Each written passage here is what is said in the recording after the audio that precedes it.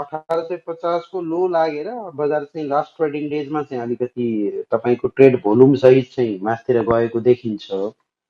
अब त्यो आइतबार अनवर्ड त्यो मासतिर जाने क्रमलाई फलोअप डेफिनेटली मार्केटमा अहिलेको लागि चाहिँ कुराहरू हुन्छ। अगेन फेरि डाउन साइड चाहिँ डन भयो कि भएन भन्ने कुरामा 2000 भन्दा मासतिर सस्टेन नगर्दासम्म हामीले डेफिनेटिभ एन्सर दिन सक्दैनौँ।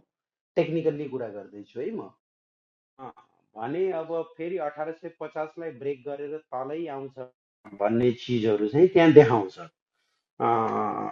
किन भन्दाखेरि अब नाउ अनवर्ड 1850 को सपोर्टलाई ब्रेक गर्नु भनेको अलमोस्ट 1800 लाई ब्रेक गर्नु जस्तै कन्डिसन्स हो। हालाकि त्यो जरुरी छैन, हुनै पर्छ भन्ने छैन। 1850 ब्रेक गरेर 40 बाट पनि फर्किन सक्छ। तर अहिलेको लागि एज अ स्ट्रङ सपोर्ट जोनको रूपमा चाहिँ त्यो 1850 को लेभललाई रेस्पेक्ट गरेको कारणले र त्यहीबाट बजारले चाहिँ अपसाइड रियाक्सन लिएको कारणले इमिडिएट टर्ममा चाहिँ हामीले सपोर्ट खोज्दाखेरि 1850 लाई नै एज अ सपोर्टको रूपमा हामीले हेर्ने हो। र मासतिर चाहिँ अब तपाईँको डाउन साइड रिस्क सिद्धियो कि सिद्धिएन भन्ने कुराहरू फलोअप बाइङहरू कस्तो आउँछ, 2000 भन्दा मासतिर बजारले चाहिँ सस्टेन गर्न सक्छ कि सक्दैन त्यसमा डिपेन्ड गर्ने कुरा हो। त्यसको लागि चाहिँ अरू 2-4 दिनको डेटाहरू हेर्नु पर्यो होइन, ट्रेडिङ बिहेभियर हेर्नु पर्यो, भोल्युमको एनालाइसिस गर्नु पर्यो, प्राइस बिहेभियरको एनालाइसिस गर्नु पर्यो। त अहिले राइट नाउ हेर्दाखेरि 1850 को सपोर्ट चाहिँ एज अ स्ट्रङ सपोर्ट जोनको रूपमा देखिएको छ। आइतबार अनवर्ड फलोअप भयो भने चाहिँ वी क्यान एक्सपेक्ट कि मार्केटले चाहिँ अब अहिलेको लागि डाउन साइड डन गर्यो कि भन्ने कुराहरू चाहिँ एक्सपेक्ट गर्न सक्छौँ। Thank you. विष्णु सर, एउटा हजुरलाई मुक्ति सर मध्ये कसैले एन्सर गर्दै हुन्थ्यो भनेर ब्याक च्यानलमा आइराखेर चाहिँ मेसेज मलाई, यो मुक्ति सर नेप्से 30 को लागि हजुरहरूको विचारमा के लगानीकर्ताहरू रेडी छन् र नियमन निकायले केही त्योभन्दा अगाडि शिक्षा दिनुपर्ने होइन भनेर सोधिदिन्न भनेर भन्नुभएको रहेछ सर। विष्णु सर एन्सर गरिदिनुहुन्छ? अहिले रेडी र अनरेडी लगानीकर्ता रेडी हुने कि नहुने भन्ने कुराहरू होइन कि। तपाईँको नेप्सेले जुनसुकै इन्डेक्स पनि क्रिएट गर्छ भने चाहिँ इन्डेक्स क्रिएसन गर्न नपाउने भन्ने कुरा त हुँदै हुँदैन। As an individual as a संस्थाको रूपमा आफै मैले चाहिँ एउटा इन्डेक्स क्रिएट गर्छु या इन्डिभिजुअलको रूपमा विष्णु इन्डेक्स भनेर मैले बनाउँछु भने मैले पाउने कि नपाउने भन्ने कुराहरू कहाँ हुन्छ त बजार? पाउनु पर्यो।